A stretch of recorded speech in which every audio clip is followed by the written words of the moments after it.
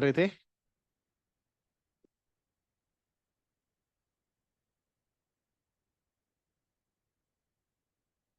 और कॉलरश लॉ में मैंने आपसे क्या बोला कि अगर हमारे पास कोई सा भी इलेक्ट्रोलाइट हो, ठीक है,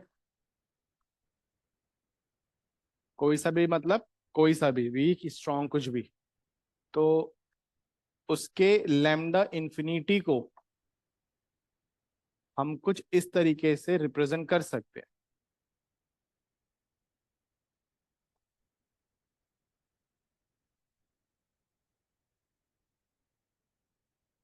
ये हमने बात कही थी। जैसे कि अगर मैं यहाँ पर एग्जांपल लूं, अगर मैं आपको बोलता हूं कि भाई हमें Fe2SO4 3 इसका लैम्डा नॉट लिखना है, तो वो कैसे लिखा जाएगा? देखो, इसके लिए आपको इसको आयनाइज भी करने की जरूरत नहीं है, इस चीज को ध्यान देना है, ठीक है। Fe के साथ जो नंबर लगा है वो उसका स्टोइकियोमेट्री है, सल्फेट के साथ जो नंबर लगा है वो उसका स्टोइकियोमेट्री है। तो यहाँ पे सीधा हम लिख सकते हैं कि जो लैम्डा नॉट होगा Fe2SO4 3 का, ये क्या बन जाएगा? ये बनेगा 2 lambda not Fe3 plus 3 lambda naught SO4 2 minus. तो ये हमारा इसका लैम्डा नॉट लिखा जा सकता है, ठीक है, इस इक्वेशन के अकॉर्डिंग। चलो, तो मैंने आपको ये भी बताया था कि ये जो एक्सप्रेशन होता है it was derive from strong electrolyte. तो अगर कोई पूछता है कि कॉलरश लॉ इज फॉर, तो आप बोलोगे it is for strong electrolyte, ठीक है। हाँ, इसका जो एप्लीकेशन है, क्योंकि हमने बात किया था कि जब लैम्डा इन्फिनिटी की बात हम करते हैं, जब इनफाइनाइट डाइल्यूशन की बात करते हैं, तो वहां पर आपका जो वीक इलेक्ट्रोलाइट है वो भी कंप्लीटली डिसोशिएट कर जाता है और वहां पर किसी भी टाइप का फोर्स ऑफ अट्रैक्शन आपको ऑब्जर्व नहीं होता है। इसी कारण से हम ये वाला लॉ वीक इलेक्ट्रोलाइट के लिए अप्लाई कर सकते हैं, ठीक है। तो अब हमने यहाँ पे बात करनी है एप्लीकेशन ऑफ कॉलरश लॉ की। तो अब स्टार्ट करते हैं इसके एप्लीकेशन। तो अब यहाँ पर जितनी भी एप्लीकेशन कॉलरश लॉ की है, they all are for weak electrolyte, सारी की सारी वीक इलेक्ट्रोलाइट के लिए। जैसे कि पहला एप्लीकेशन अगर हम देखें, तो कॉलरश लॉ की हेल्प से हम यहाँ पर वीक इलेक्ट्रोलाइट का लैम्डा नॉट फाइंड आउट कर सकते हैं। क्योंकि हमने प्लॉट में देखा था कि वीक इलेक्ट्रोलाइट का लैम्डा नॉट एक्स्ट्रापोलेशन से तो नहीं निकल सकता, क्योंकि एक्स्ट्रापोलेशन कर रहे थे वो मीट ही नहीं कर पा रहा था। तो हम क्या करते हैं, वीक इलेक्ट्रोलाइट का लैम्डा नॉट स्ट्रॉन्ग इलेक्ट्रोलाइट की हेल्प से निकाल देते हैं। अब उसके एक सिंपल से एग्जांपल देख लेते हैं। Most common example that is the acetic acid. तो अगर समझो मेरे पास एक वीक इलेक्ट्रोलाइट है acetic acid and I want to calculate its lambda naught, तो इसका लैम्डा नॉट किसके बराबर होगा? इनफाइनाइट डाइल्यूशन की बात हो रही है। It will be equal to lambda naught of H plus plus पे lambda naught of acetate ion. अब सिंस ये एक वीक इलेक्ट्रोलाइट है तो और इसका प्लॉट हाइपरबोलिक होगा, तो एक्स्ट्रापोलेशन से हमें इसकी वैल्यू मिल नहीं सकती है, ये चीज हमेशा ध्यान रखना। तो हम इसकी वैल्यू कैसे फाइंड आउट करेंगे? यूजिंग स्ट्रॉन्ग इलेक्ट्रोलाइट, ठीक है। तो बस हमने एक ऐसे इलेक्ट्रोलाइट्स पिक करने हैं जहां से हमें H प्लस लैम्डा नॉट मिल जाए और एसिटेट आयन का लैम्डा नॉट मिल जाए, उनको ऐड करेंगे, we will get the answer. जैसे कि यहां पर अगर मैं बात करूं, अगर मेरे पास इस स्ट्रॉन्ग इलेक्ट्रोलाइट का लैम्डा नॉट का वैल्यू आपको दे दिया जाए, जैसे कि मान लो इसकी वैल्यू है x1, इसके लैम्डा नॉट की वैल्यू x1। दूसरा हम ले लेते हैं आपका सोडियम एसिटेट। ये मैं सबसे सिंपल एग्जांपल ले रहा हूं, अगर आप किसी भी बुक में पढ़ोगे ये पहला एग्जांपल होगा जिससे समझाया जाएगा आपको, x2। और अगर मैं तीसरा कोई केस लूं, NaCl, इसका लैम्डा नॉट हो गया x3। तो बच्चा अगर मैं लैम्डा नॉट ऑफ HCl को लिखूं तो ये क्या होगा? ये होगा lambda naught of H plus plus पे lambda naught of Cl minus. ये हमें पता है, इसमें कोई दिक्कत है ही नहीं। ये किसके बराबर होगा? ये बराबर होगा lambda naught of acetate ion plus पे lambda naught of H plus Na plus. तो अभी अगर हम इन दो को ही देखें तो हमें तो सिर्फ इन दोनों का एडिशन चाहिए ना। तो और हमें पता है लैम्डा नॉट H प्लस की वैल्यू जो यहां पर होगी वो यहां पर भी होगी, एसिटेट आयन की वैल्यू जो यहां पर होगी वो यहां पर होगी। तो अगर मैं इन दोनों इक्वेशंस को ऐड कर दूं, लेट से मैंने बोलता हूं 1 और 2, तो अगर मैं 1 और 2 को ऐड कर दूंगा बच्चा, तो इन दोनों का एडिशन तो आ जाएगा, कोई दिक्कत तो है नहीं। पर इनके एडिशन के साथ साथ इन दोनों का एडिशन भी आएगा। तो इसको रिमूव करने के लिए हमने ये वाली इक्वेशन ले ली, इसकी भी वैल्यू ले ली, क्योंकि इसकी वैल्यू किसके बराबर होगी? इसकी वैल्यू होगी lambda naught of Na plus plus पे lambda naught of Cl minus. तो अगर मैं यहां पर 1 और 2 को ऐड करके 3 को माइनस कर दूं तो क्या मेरा रिजल्ट यही नहीं आ जाएगा? तो इसका मतलब मैं यहां पर बोल सकता हूं कि 1 + 2 - 3 is nothing but equal to lambda naught of acetic acid. और वो बेसिकली किसके बराबर हो गया बोलो?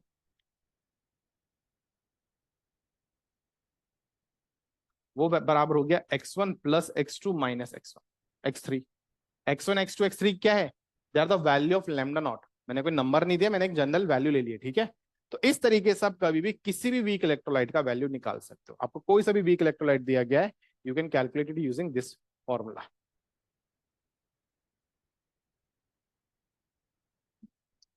हो गया?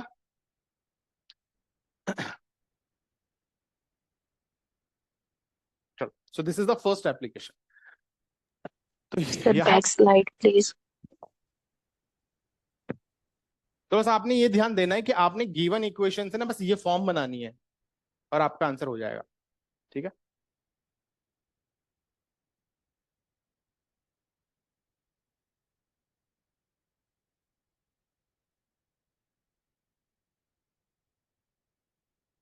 हो गया?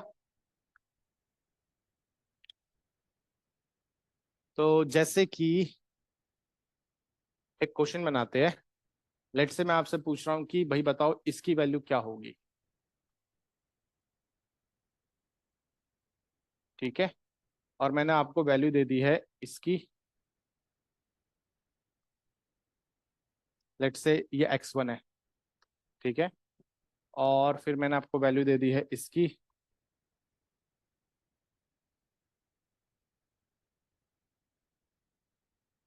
ये है आपका x2। और मैंने आपको वैल्यू दे दी है इसकी।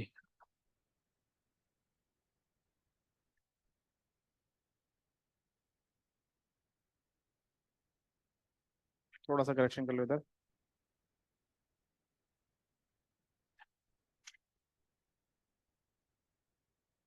और यहाँ पर मैंने आपको ये वैल्यू दे दी इसकी।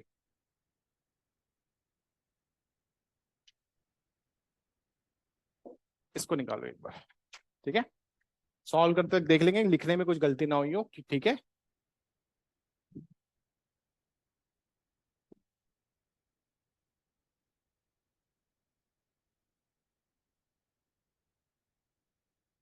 ठीक है, मतलब मुझे नहीं लग रहा इधर कुछ भी गलत है, तो आप एक बार ट्राई कर सकते हो। बनाओ। अगेन x1 x2 x3 की फॉर्म पे आएगा, ठीक है। मैंने कोई नंबर नहीं दिया है। अगर आपको नंबर दिया जाएगा तो आप वैसे सॉल्व कर लोगे। बस मेन चीज है आपसे एक्सप्रेशन बन जाना चाहिए भाई, एक्सप्रेशन बनाना आना चाहिए। तो क्या करे बच्चा बोलो? कर रहे हो? सभी ट्राई कर रहे हो? तो देखो हमें ये बनाना है, तो इसको ओपन करो। लैम्डा नॉट निकालना हमने, तो ये क्या बनेगा? मैंने अभी बताया, हमेशा ध्यान रखना जो भी आपका वहां पे स्पीशी है उसके साथ जो नंबर लगा वो उसका स्टोक्यूमेट्री है। तो ए का स्टोक्यूमेट्री 1 है और बी का स्टोक्यूमेट्री 2 है। और जो दूसरा स्टोक्यूमेट्री होता है, जैसे ए का स्टोक्यूमेट्री 1 है ना, तो बी का स्टोक्यूमेट्री उसका चार्ज नंबर होगा ए का। समझ में आ गया? ए के साथ जो नंबर लगा वो उसका स्टोक्यूमेट्री, बी के साथ जो नंबर लग रहा है वो ए का चार्ज नंबर, बी के साथ जो नंबर लग रहा है वो उसका स्टोक्यूमेट्री, ए के साथ जो नंबर लग रहा है वो उसका चार्ज नंबर। जनरली ये चलता है चीजें, ठीक है। तो उससे आपको मतलब बार बार से ओपन करने की जरूरत नहीं, डायरेक्ट भी लिख सकते हो। तो यहाँ पे क्या होगा, पर यहाँ पे हम फॉर्म बना रहे हैं तो लिख ही लेते हैं। तो ये जाएगा A2 प्लस प्लस पे 2 लैम्डा नॉट B माइनस। तो हमने ये निकालना है, इस चीज को ध्यान देना, हमने ये निकालना है, ठीक है। चलो अब इसकी बात करते हैं। तो यहाँ पर हमें पता है कि ये A2 प्लस है, तो ये भी क्या होगा, ये A2 प्लस होगा तो ये भी C2 प्लस होगा, C2 माइनस होगा, सिंपल सा है, क्योंकि एक ही लग रहा है ना उसके साथ। तो ये हो गया, ठीक है। अब यहाँ पर देखो, तो यहाँ पर क्या हो गया, हमें पता है B माइनस है, तो ये क्या हो जाएगा, तो यहाँ पे लैम्डा नॉट D प्लस हो जाएगा। और ये क्या हो जाएगा, लैम्डा नॉट B माइनस। ये हो गया। यहाँ पे बात करें अगर हम, तो हमारा D प्लस है और C2 माइनस है, तो यहाँ पे हो जाएगा 2 lambda naught D plus plus पे lambda naught C2 plus C2 minus naught plus. ये आ गया। सभी ने ऐसे ओपन कर लिया था? अगर आपने ये ओपन कर लिया है तो इसके बाद आपको एक आइडिया लग जाएगा कि, क्योंकि कटायन हमेशा पहले लिखा जाता है जनरली, ठीक है, जनरली, ठीक है। तो इसलिए हम इसे इस तरह से लिख रहे हैं, ये कटायन या ना है। तो मैंने ये लिख के दे दिया आपको, अब बाकी फॉर्म आप अपने आप बना सकते हो, ठीक है। तो अब आपने ये देखना है कि इन तीनों का क्या करे कि ये बन जाए, इन तीनों का क्या करे कि ये बन जाए। तो क्या करना चाहिए भाई? तो अगर मैं यहाँ पर इसको 1 बोलता हूँ, इसको 2 बोलता हूँ और इसको 3 बोलता हूँ, तो बच्चा मुझे चाहिए लैम्डा नॉट A2 प्लस, ये रहा। तो 1 तो सीधा सीधा ऐड हो जाएगा, 1 तो सीधा सीधा ऐड होने वाला है, कोई दिक्कत है ही नहीं उसमें। 1 को सीधा ऐड करेंगे 1, ठीक है। किसके साथ ऐड होगा? वो हमें चाहिए लैम्डा नॉट B माइनस ये, लेकिन बच्चे पे 2 चाहिए, तो इसको हम क्या करेंगे, इस पूरी इक्वेशन को 2 से मल्टीप्लाई कर देंगे, इस पूरी इक्वेशन को 2 से मल्टीप्लाई कर देंगे, तो ये हो जाएगा प्लस 2 इंटू इक्वेशन 2, ठीक है, ये भी हो गया। तो जब हमने इसे 2 से मल्टीप्लाई किया ये तो आ गया, लेकिन बच्चे ये 2 लैम्डा नॉट D प्लस हो गया, और यहाँ पर एक lambda naught C2 minus extra आ रहा है। तो इनको हटाने के लिए क्या करेंगे, -3 करेंगे कि नहीं करेंगे? यस और नो? सभी को क्लियर है कैसे किया हमने? बोलो बच्चा, क्या सभी को क्लियर है कैसे किया? बस आपने फोकस करना है कि हमें बनाना है कि हमने ये बनाना है। तो ये एज इट इज है, यहाँ पे लैम्डा नॉट B माइनस है, हमें 2 चाहिए, हमने पूरी इक्वेशन को 2 से मल्टीप्लाई कर देना है।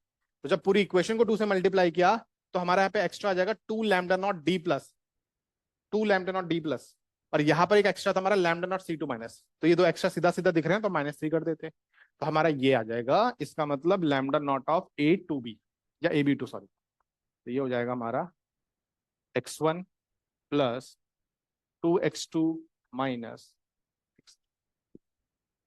सभी का क्वेश्चन क्लियर है?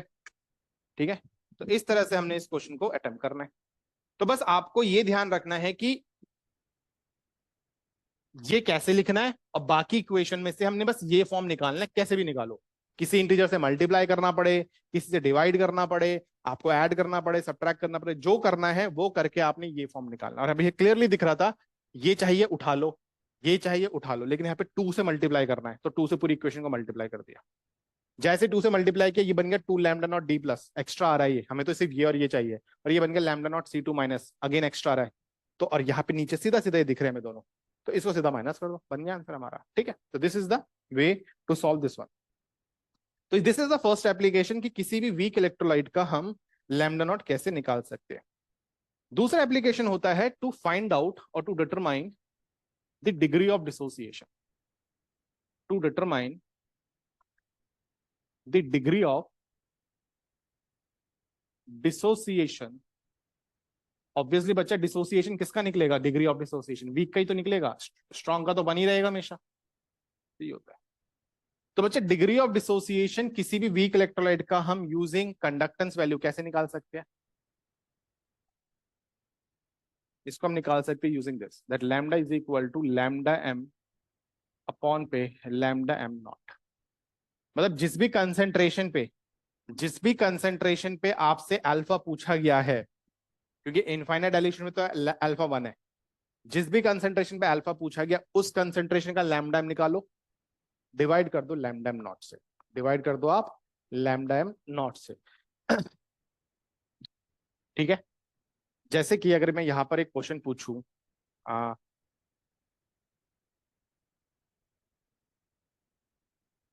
क्योंकि अभी हमने, चलो देखो इसी को मैं बना रहा हूँ, इसी को मैं बना रहा हूँ, हमने यहाँ पर ये बना लिया ना, लैम्डा नॉट बनाया। अब मैं आपसे ये बोलता हूँ, इसी क्वेश्चन को एक्सटेंड करते हैं।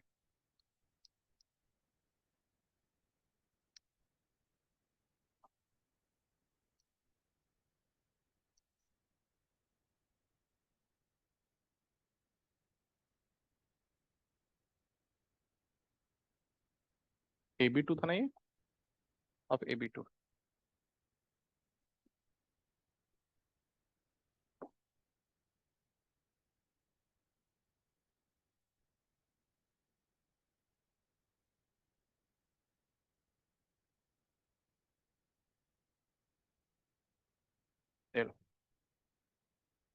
पिछले क्वेश्चन में हम ऑलरेडी निकाल चुके हैं AB2 का लैम्डा नॉट, तो इसी को मैंने एक्सटेंड कर दिया क्वेश्चन को। मैंने अब आपसे क्या बोला कि भाई इसी AB2 का हमने क्या देखा, 0.1 मोलर सोल्यूशन का कंडक्टिविटी वैल्यू Y आ रहा था, तो बताओ इसका अल्फा कितना आएगा? तो अल्फा तो हमारा ये है, लैम्डा नॉट हम पीछे निकाल चुके, अब हमें लैम्डा निकालना है। और बच्चा ये कंडक्टिविटी दिया, कंडक्टिविटी का मतलब क्या होता है? कापा, इट इज कापा, ये कापा हमें दिया है। तो बच्चा क्या हमारे पास कोई रिलेशन था लैम्डा एम का और कापा का? अगर आपको ध्यान हो, जब हमने मोलर कंडक्टिविटी निकाला तो हमने रिलेशन पढ़ा था कापा इंटू हाँ 1000 सर। अपॉन पे मोलारिटी, यस और नो? तो बस वहां से हमने लैम्डा यस निकाल सर। देना है। अब सिंस यहाँ पे मैंने आपको साइमन पर सेंटीमीटर में दिया, dimension of length is centimetre, और मैंने आपको बता रखा है कि जब डायमेंशन ऑफ लेंथ सेंटीमीटर होगा 1000 से मल्टीप्लाई होगा, डेसीमीटर होगा 1000 इंक्लूड नहीं होगा, मीटर होगा तो 1000 नीचे आएगा, डिवाइड होगा, ठीक है? तो यहाँ पर हमारा बन जाएगा कापा इंटू 1000 अपॉन पे मोलारिटी, सिंपल। तो ये बन जाएगा कापा कितना हो गया हमारा वाई, ये बन जाएगा 10⁻³ 1000 ही लिख लेते हैं इसे, और मोलारिटी कितना है 0.1, 10⁻⁻1 ऐसे लिख लेते हैं। तो बेसिकली मैं इसको लिख सकता हूँ 10⁻³ 10⁻³ sorry 10⁻⁴y 10⁻⁴y। So this is lambda m. तो इसका मतलब बच्चा यहाँ पे अल्फा कितना हो गया? तो इसका मतलब मैं यहाँ पर बोल सकता हूँ कि अल्फा क्या हो जाएगा, it implies alpha which is equal to lambda M upon पे lambda M naught can be written as, lambda M को क्या लिखेंगे हम 10⁻⁴y अपॉन पे लैम्डा एम नॉट क्या जाएगा पीछे लिखा हुआ x1 + 2 x2 - x3। This is the answer, ठीक है? मैं वैल्यूज नहीं दे रहा हूं क्योंकि ऑब्वियसली डेटा मुझे भी याद नहीं है सारे, तो या तो हम जब PYQ करेंगे तब आपको क्वेश्चन दिख जाएंगे वैल्यूज के साथ। अभी हम सिर्फ ये देख रहे हैं कि किस तरह से हम सॉल्व कर सकते हैं, इस चीज को ध्यान रखना है, ठीक है? क्लियर हो गया क्वेश्चन हमने कैसे बनाया? हाँ सर। ओके। सो यहाँ पर हमने देख लिया कि किस तरीके से हम अल्फा निकालेंगे। तो जनरली अल्फा का जब भी सवाल आएगा तो यही होता है, हमेशा ध्यान रखना, क्योंकि लैम्डा नॉट आपका फर्स्ट एप्लीकेशन ऑफ कॉलरस लॉ से निकलता है। तो या तो आपको स्ट्रॉन्ग इलेक्ट्रोलाइट की वैल्यूज दे दी जाएगी, आपको लैम्डा एम नॉट निकालना पड़ेगा, और लैम्डा एम हमेशा कंडक्टिविटी और कंसंट्रेशन से निकलता है, यही दो रिलेशन है। लैम्डा एम कभी भी निकालना है, आप जो हमने पिछली क्लास में पढ़ा था उसमें जाओगे, लास्ट क्लास में जो पढ़ा था, आप लैम्डा एम का रिलेशन जो भी कापा की टर्म्स में होता है वो ध्यान रखना है, और लैम्डा एम नॉट हम निकालते हैं यूजिंग फर्स्ट एप्लीकेशन। तो this is the second application. Third application आपके ऊपर मैं छोड़ रहा हूं, इसे याद रखना, आप याद रख सकते हो, बस याद का काम कब आएगा, अगर कभी डायरेक्ट पूछ लिया जाए, नहीं तो आप इसे सॉल्व कर सकते हो खुद भी। कैसे? हम अब क्या डिटरमाइन करते हैं यहां से, हम डिटरमाइन करते हैं इसका KSP, sorry not KSP, dissociation constant, dissociation constant of weak electrolyte. हम वीक इलेक्ट्रोलाइट का डिसोसिएशन कांस्टेंट फाइंड आउट करते हैं of weak electrolyte, of weak electrolyte, ठीक है? ओके। और डिसोसिएशन कांस्टेंट होता क्या भाई? Equilibrium constant, in short it is the equilibrium constant of a weak electrolyte, ठीक है? अब बच्चा हमने लास्ट क्लास में, पिछली क्लास में हम लोगों ने अर्हेनियस थ्योरी ऑफ डिसोसिएशन पढ़ा था, और मैंने आपको बताया था Arrhenius theory of dissociation is only applicable for weak electrolyte. और अगर आपको ध्यान हो तो वहां पर हमारा के का वैल्यू निकला था, मैं वो वैल्यू डायरेक्ट लिख रहा हूँ, आपके पास अर्हेनियस थ्योरी है, जस्ट बहुत पीछे नहीं है, 2-4 पेज हुए होंगे, आप पीछे जाके चेक करो। हमने बनाया था कि किसी भी वीक इलेक्ट्रोलाइट के लिए according to Arrhenius theory, according to Arrhenius theory alpha dissociate, equals to √100 K/C। नहीं बच्चा ये वाला जो बिफोर अप्रोक्सीमेशन था, ठीक है? हमने ये बनाया था that K is equal to C⁴² upon पे 1 - अल्फा।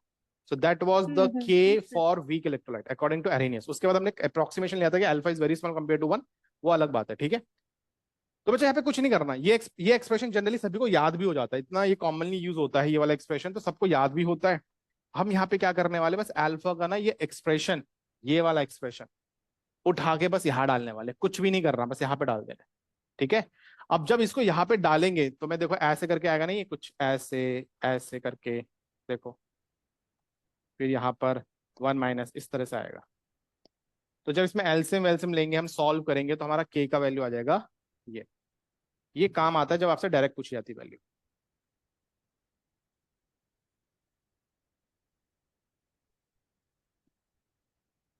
जब यहाँ से आप एलसीएम लोगे तो आपको दिखेगा लैम्डा नॉट से एक लैम्डा नॉट कैंसिल हो जाएगा, lambda square as it is रहेगा, तो आपका ये फॉर्मूला बन जाता है। This is the formula.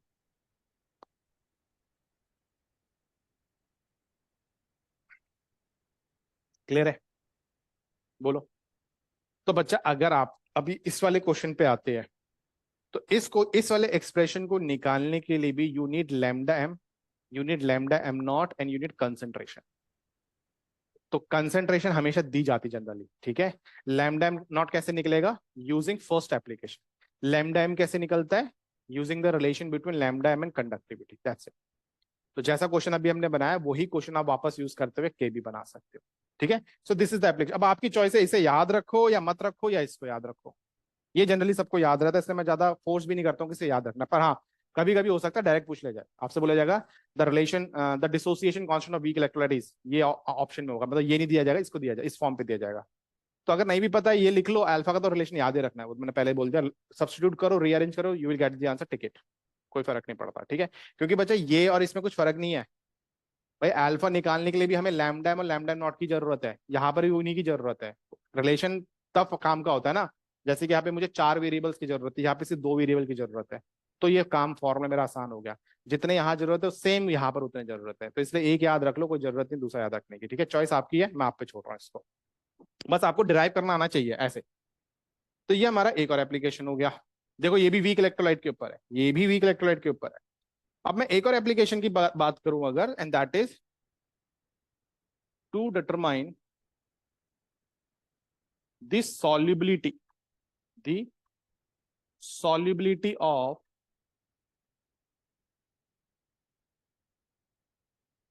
sparingly soluble salt, of sparingly soluble salt, sparingly soluble salt। इसके एक्सप्रेशन में जाने से पहले जो मैं आपको दूंगा यहाँ पे डायरेक्ट, उससे पहले हम बात कर लेते हैं इन दो टर्म्स की, कि what is sparingly soluble salt and what is solubility, ठीक है। देखो बच्चा, स्पेरिंगली सॉल्युबल सॉल्ट की अगर मैं बात करूं, इससे पहले सॉल्युबिलिटी की बात करें, तो सॉल्युबिलिटी बेसिकली आपका होता है मैक्सिमम अमाउंट जो किसी भी सॉल्ट का डिसॉल्व हो सकता है in a given litre of solution. समझो आपके पास 1 लीटर सोल्यूशन है या 1 लीटर पानी है, आपने उसमें सॉल्ट डालते गए डालते गए डालते गए डालते गए, जो भी मैक्सिमम अमाउंट आपका वहां पे डिसॉल्व होगा एट अ गिवन टेम्परेचर, वो उसकी सॉल्युबिलिटी कही जाएगी। और जब आपका मैक्सिमम अमाउंट सॉल्ट का डिसॉल्व हो जाता है और उस वक्त जो सोल्यूशन आपका मिलता है उसे हम बोलते हैं सैचुरेटेड सोल्यूशन। तो हमेशा ध्यान रखना, जब भी सैचुरेटेड सोल्यूशन वर्ड यूज होता है, इसका मतलब क्या है, इसका मतलब ये है आप एक ऐसे सोल्यूशन की बात कर रहे हो जहां पर मैक्सिमम अमाउंट सॉल्ट का डिसॉल्व हो चुका है, मतलब वहीं पर सॉल्युबिलिटी की बात होगी, उससे आगे पीछे बात नहीं होगी। अगर आप उससे नीचे बात कर रहे हो तो इसका मतलब है सॉल्ट अभी फर्दर डिसॉल्व होगा, उससे ऊपर बात कर रहे हो तो पीपीटी बन जाएगा, प्रेसिपिटेट बनेगा, ठीक है। तो इट लिख लो सॉल्युबिलिटी की स्टेटमेंट, सॉल्युबिलिटी करके लिखो, it is the maximum amount of salt, it is the maximum amount of salt that can be dissolved, it is the maximum amount of salt that can be dissolved in a given solution, in a given solution, in a given solution। उसके बाद लिखो it is expressed in gram per liter, it is expressed in gram per liter or mole per liter।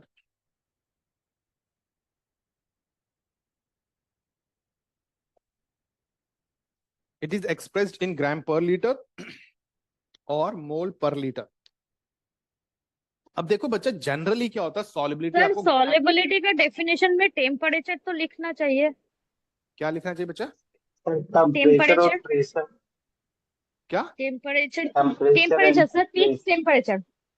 हाँ वो तो बच्चा मैंने बोल दिया, जनरली जब हम डिफाइन करते हो तो टेम्परेचर मेंशन नहीं करते हो, ध्यान रखना सॉल्युबिलिटी आप कौन एक पर्टिकुलर टेम्परेचर पे बात करोगे, क्योंकि सॉल्युबिलिटी डिपेंड्स ऑन टेम्परेचर, ठीक है। सॉल्युबिलिटी टेम्परेचर डिपेंडेंट होता है। अगर मैं इस टेम्परेचर जो मैं रूम पे खड़ा हूँ यहाँ पे सॉल्युबिलिटी करूंगा, यहाँ एक पर्टिकुलर सॉल्ट की सॉल्युबिलिटी अलग आएगी, और वही मैं हाई टेम्परेचर में करूंगा तो उसकी सॉल्युबिलिटी अलग आएगी। तो बाय डिफॉल्ट क्लियर रखना, जब भी हम सॉल्युबिलिटी की बात कर रहे हैं तो टेम्परेचर फिक्स है वहां पर, ठीक है। अब टेम्परेचर की बात कर रहे थे ना, जी सर। हाँ, तो हाँ sir. Temperature is fix, temperature is fix, constant है उधर, टेम्परेचर नहीं हिलाना है, ठीक है। तो लिखना चाहो लिख सकते हो, सॉल्युबिलिटी डिपेंड्स ऑन टेम्परेचर, ये भी लिख सकते हो, ठीक है, लिखना चाहो। अब देखो बच्चा, होता है क्या कि सॉल्युबिलिटी को मेनली हम ग्राम पर लीटर पे मेंशन करते हैं, मेनली अगर आप कभी डेटा उठा के देखोगे सॉल्युबिलिटी ग्राम पर लीटर पे ही मेंशन होता है कि इतना ग्राम इतने 1 लीटर में डिसॉल्व होता है। लेकिन बच्चा आप खुद सोचो कि अगर मैं किसी सॉल्ट की सॉल्युबिलिटी ग्राम पर लीटर में लिखता हूं, अभी मैं स्पेरिंगली सॉल्युबल सॉल्ट की बात नहीं कर, एक जनरल बात करता हूं, लेट्स से NaCl की बात कर लेते हैं। NaCl का मैं आपसे बोल देता हूं, मान लो उसके 100 ग्राम पर लीटर में डिसॉल्व है, मान लेते हैं 100 ग्राम पर लीटर में डिसॉल्व हो रहा है, तो इस 100 ग्राम का क्या मैं मोल्स नहीं निकाल सकता? 100 divided by molar mass of NaCl निकाल सकता हूँ। तो ग्राम पर लीटर को मोल पर लीटर पे भी एक्सप्रेस कर सकते हैं। तो इसीलिए हम सॉलिबिलिटी को जहां पर हमें जरूरत पड़ती है मोल पर लीटर पे भी उसे मेंशन करते हैं। मेनली वो ग्राम पर लीटर में दिखता है, पर हम उसे मोल पर लीटर पे भी एक्सप्रेस करते हैं जहां जरूरत पड़ जाएगी, क्योंकि यहां पर हम उसे मोल पर लीटर की टर्म्स में ही लिखने वाले हैं। मैं मोल पर लीटर वाला टर्म यूज करूंगा, ना कि ग्राम पर लीटर वाला, क्योंकि जैसे मैंने मोल पर लीटर लिखा तो यहां पर थोड़ा सा आपको क्लैरिटी दिखता है कि मैं इसको कंसंट्रेशन की तरह इस्तेमाल कर सकता हूँ। ग्राम पर लीटर भी कंसंट्रेशन ही है, ये चीज ध्यान रखना। लेकिन मैं क्या यहाँ पर मोल पर लीटर में जब लिखता हूं तो या मैं कंसंट्रेशन नहीं बोल सकता। अगर मैं बोलता हूँ कि इसी सॉल्ट की सॉलिबिलिटी मेरी लेट्स से 0.1 मोल पर लीटर है, तो इसका मतलब उसकी वो कंसंट्रेशन नहीं होगी उसके अंदर। अगर मैं पूछता हूँ concentration of salt is that is 0.1 मोल पर लीटर। तो हमेशा ध्यान रखना कि अगर आपको एक उस कंडीशन पे जहां पे कि मैक्सिमम अमाउंट सॉल्ट का डिसॉल्व है, वहां पर कभी भी कोई कंसंट्रेशन की बात करता है तो वो उसकी सॉलिबिलिटी है। वहां पर जो उसकी वहां पर सॉलिबिलिटी है वही उसकी वहां पर कंसंट्रेशन भी होगी। कंसंट्रेशन हमेशा डिसॉल्व पार्ट से डिसाइड होता है, ठीक है। ये हमने बात कर लिया। अब हमने बात करना है स्पेरिंगली सॉल्युबल सॉल्ट क्या होता है। अब देखो, on the basis of solubility, जो आप 11th क्लास में ही पढ़ते हो, हम सॉल्ट्स को 3 कैटेगरी में डिवाइड करते हैं। एक होता है आपका सॉल्युबल सॉल्ट, ठीक है, जहां पर कि आपकी सॉलिबिलिटी 0.1 से ज्यादा होती है। फिर होता है आपका एक स्पेरिंग पार्शली सॉल्युबल सॉल्ट, जहां पर की सॉलिबिलिटी आपकी 0.1 से लेकर 10⁻³ के बीच में लाई करती है।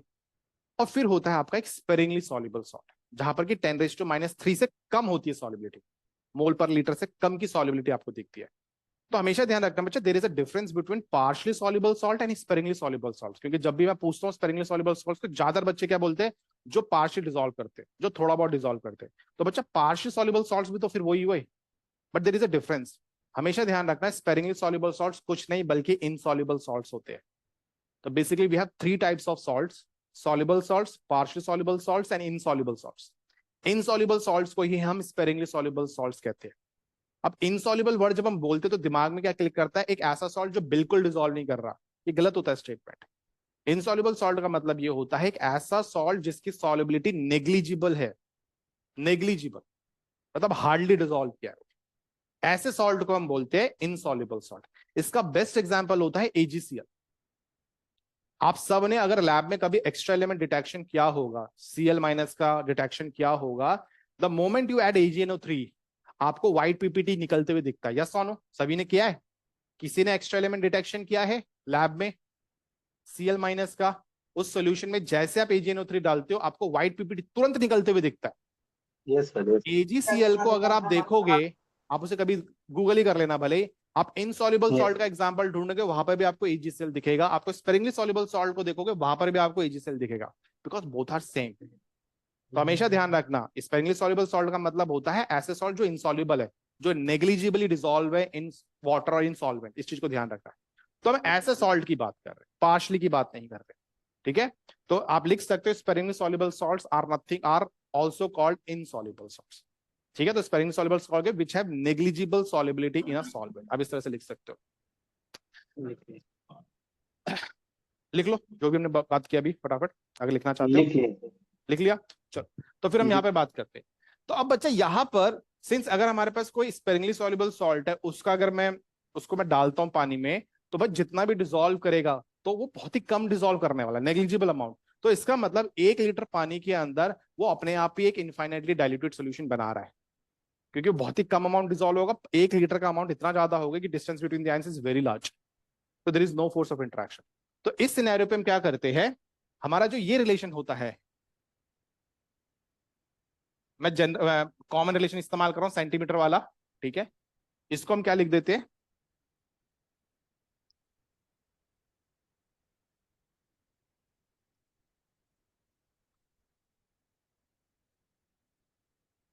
Same relation become lambda naught is equal to kappa of salt into 1000, and instead of molarity we add solubility. So this is the relation of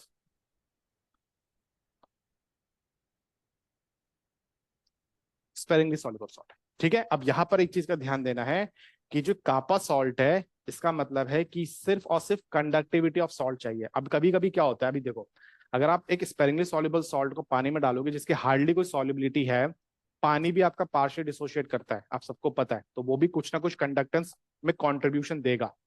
तो मेनली क्या होता है कि किसी भी स्पेरिंगली सॉल्युबल सॉल्ट को अगर पानी में डालते हो तो वहां पे पानी का कंट्रीब्यूशन भी काउंट किया जाता है, क्योंकि इसका खुद का कंट्रीब्यूशन बहुत कम रहता है। तो सोल्यूशन का जो कंट्रीब्यूशन रहता है वो बेसिकली रहता है आपका कापा H2O प्लस कापा सॉल्ट। अगर कभी क्वेश्चन आए आपको न्यूमेरिकल, जो आने का चांस कम रहेगा, ठीक है, इस चीज को ध्यान रखना। अगर कभी क्वेश्चन आता है और आपको सोल्यूशन का वैल्यू दे रखा है और आपको वाटर का भी वैल्यू दे रखा है, मतलब आपको conductivity of solution and conductivity of water given है, तो आपको दोनों को सब्ट्रैक्ट करके इसका वैल्यू निकालना होगा, वो सब्स्टिट्यूट करोगे इधर। हमेशा ध्यान रखना, सोल्यूशन और वाटर दोनों का वैल्यू अगर गिवन है, माइनस करोगे और इसका वैल्यू यहां रखोगे। पर कभी कभी क्या होता है कि आपको ना सिर्फ बोला जाएगा cup of solution is this much, water नहीं दिया जाएगा, तो वहां पर फिर आपने वाटर को इग्नोर करना है, जो सोल्यूशन का दे रखा है वही सॉल्ट का मानते हुए यहां रखोगे। क्लियर है ये पॉइंट? ये पॉइंट क्लियर है? दूसरी चीज, यहाँ पे जो 1000 का फैक्टर मैंने लगाया, तो ऑब्वियसली यहाँ पे मैंने कापा को, मैंने डायमेंशनल लेंथ क्या मानी है? सेंटीमीटर। अगर डायमेंशन ऑफ लेंथ यहाँ पे मीटर होगी तो यही 1000 कहा जाएगा? नीचे। अगर डायमेंशन ऑफ लेंथ यहाँ पे डेसीमीटर होगा तो यही 1000 हट जाएगा, हमने जो पहले पढ़ा हुआ है, ठीक है। मैं कॉमन फॉर्म मैंने पहले बोला, मैं कॉमन फॉर्मूला उठा रहा हूं जो जनरली यूज होता है। तो ये डिपेंड्स, ये 1000 का फैक्टर कब आएगा, ये डिपेंड करेगा कि डायमेंशन ऑफ लेंथ क्या है। सेंटीमीटर होगा तो ये एग्जैक्ट ये फॉर्मूला इस्तेमाल करना है, मीटर हुआ 1000 नीचे आ जाएगा, डेसीमीटर हुआ 1000 हटा दोगे। क्लियर हो गया point? So this is the fourth relation of weak electrolyte, ठीक है। तो ये 4 रिलेशन होते हैं जो हम कॉलरॉश लॉ के अंदर पढ़ते हैं। इसमें से सबसे ज्यादा इंपॉर्टेंट हमारे लिए मेनली, अगर मैं पीजीटी लेवल पे बात करूं, तो यही से सबसे ज्यादा चांस रहता है पूछने का, नहीं तो यहां से, मतलब यहां से, ठीक है। इन दो से ज्यादा चांस रहता है पूछने का, पर पूछा कहीं से भी जा सकता है क्योंकि सारे बेसिक रिलेशन है।